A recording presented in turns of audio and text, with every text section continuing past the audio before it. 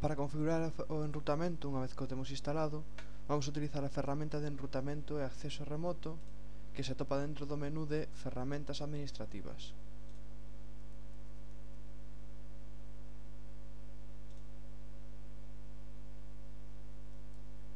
Aquí podemos configurar o servicio de enrutamento de acceso remoto.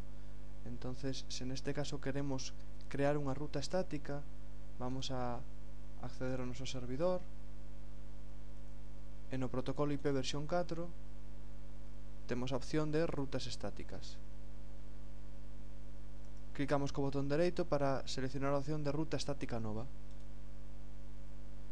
Seleccionamos cal será a interfaz de rede dos que ten o noso router polo que queremos encamiñar os paquetes e para un posible destino, como pode ser neste caso a rede 130.50.0.0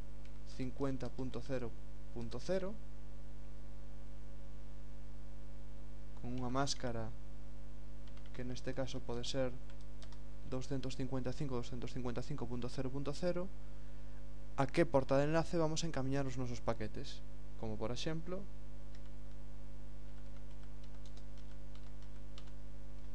esta dirección IP.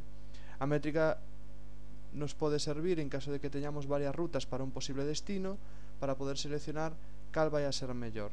O que para Windows será seleccionar a ruta que teña a menor métrica.